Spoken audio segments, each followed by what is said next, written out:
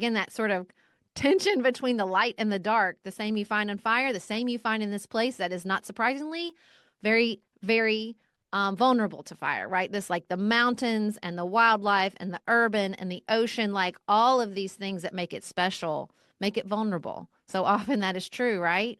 And so I just think that it's just holding so much, this particular disaster. It is spiritual, it is philosophical, and then it is bodily to people who have nowhere to go. So it's tiny, it's massive, it's all consuming, a word that seems appropriate.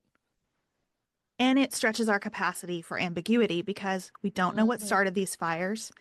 We may not have one consistent answer for each fire, right? What we know is that the conditions of climate change, the conditions of weather, the conditions of these winds made it worse. But there isn't clarity. There's no one really to blame. So we're trying Mhm. to blame people with whatever we can come up with, right? It's the budget. No, it's the mayor being in Africa. No, it's what, we're just like looking, looking, looking. And we're rushing to get to the next phase. How can we rebuild quickly? How can we make it easier to rebuild? What are we going to do about insurance? We want to donate all the money. We want to send all the things, but the fires are still burning. Like, I think this Mhm. is stretching for us because it's not like the hurricane came and it's gone, the tornadoes blew through and it's over, and now we've got the wreckage and we have to deal with it.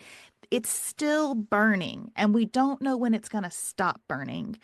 And so you have layers of trauma for people involved here, people who are having to evacuate, people who are on a bubble. Should we or shouldn't we? That's a horrible place to be. The Mhm. first responders, I mean, it's just, this is a real psychological test for everybody who's even marginally impacted by it.